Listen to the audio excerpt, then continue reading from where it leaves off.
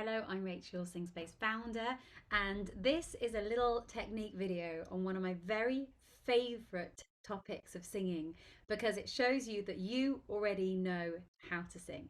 So, we're going to talk about something today called primal sounds.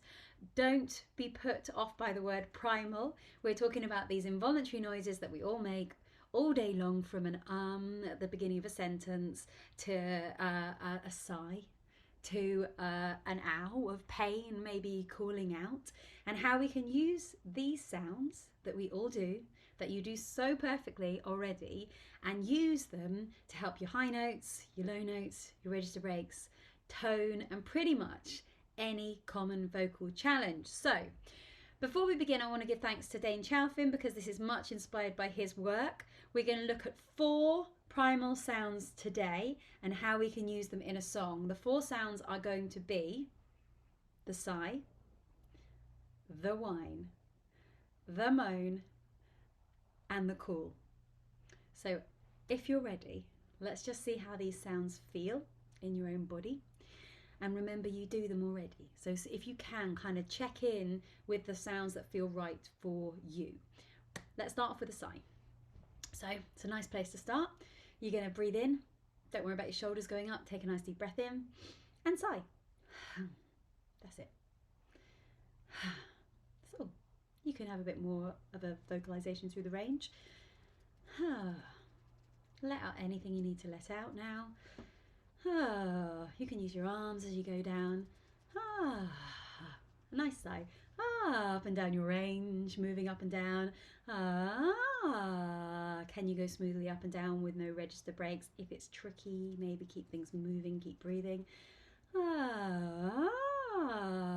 Feel how that feels. Is it nice and easy? Does it feel nice? Can you make it feel nicer? Note the tone. Do you like it? It's quite a light kind of tone. Should we take it up a notch? Let's take it up to the whine. So the whine is really the kind of, oh, I really didn't want that. Oh, I wish I could have gone. Is that kind of slightly petulant sound. And we've got this really nice vocal fold closure there. Just be careful, don't get too tight in your jaw. Oh, and excuse me if the sound cuts out on Zoom. Hopefully not.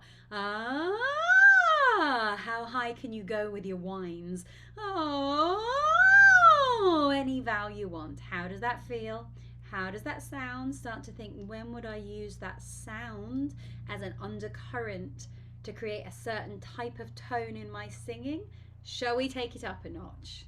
Right, we're going to go to the ow. This is a kind of a painful moan. So you're going to feel that crampy feeling quite low down. You're going to go for a ow, ow. Again, really feel that engagement of your body in the sound. Ow, ow, ow. All those nice endorphins. So we make this ow sound when we're in pain to soothe your body and release those endorphins, which are pain relief endorphins, which is a very lovely thing. So let's get a few more of those going with your ow. And finally, up a notch. We're going to take it to the call. So we're going to take a big gasp, and then you're just going to go, hey, and again, hey, and again, hey, and again, hey. Beautiful. So I'm going to try and show you how these sound if we take the first verse from a song that I often work with, which is She Used to Be Mine. But you can try these in your own voice on any song you want.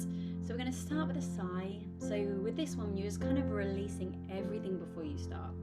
The breath, the tension, and then you're going to kind of see what happens, and then keep that sigh feeling through your sound as you go.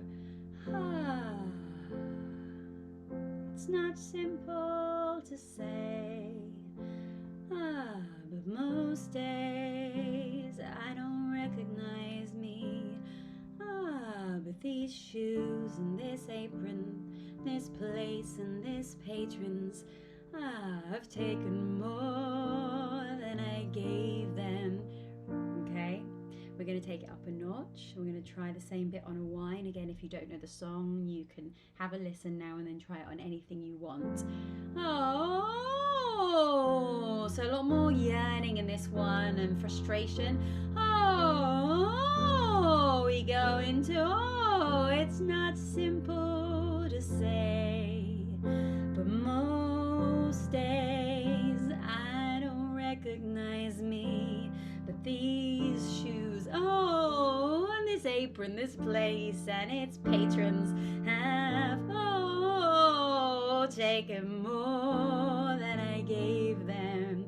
Feels very different. It sounds different. It's not going to sound quite as different as it was if we were using more of our range, but it's a nice little safe bit to explore. Take it up a notch. We're going to go to the ow.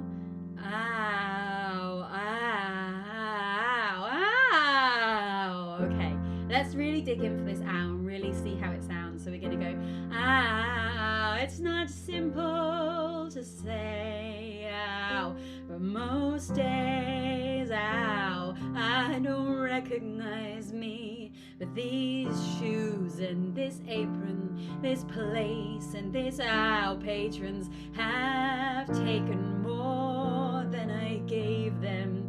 If you know the song, you're going to kind of click here that this is more suitable for further along the song. And it's not what I asked for. The second bit comes in with a lot more ow. So I think for a starting point, the yearning or the sighing is maybe a better beginning. But you'll start to, as you become more familiar with the usage of primal sounds, of which these 4 are only 4 of infinite sounds that we make all day long. Do kind of start to check that. You'll start to note where you might be able to use them if you want a bit more warmth or a bit more breathiness, or you want to help yourself get higher. So let's finish off with number 4, taking it right up a notch to the call. So we're going to go for our hey. Again, this isn't going to suit the start of a nice gentle song, but we're going to give it a go and you'll see hopefully how it changes the sound again. So we've got hey, and it's not simple to say, but most days, hey, I don't recognize me, but these shoes and this apron, that place and its patrons have taken more than I gave them. Now really, to see the effects of that, we want to be doing it on the hey, the bigger notes as we get into on the on the mines and the kind of the big impassioned bit halfway through. But hopefully this has given you a bit of an exploration and introduction into primal sounds, and hopefully you can take these away and explore them in more detail yourself. And as always, do check in and let me know how you get on.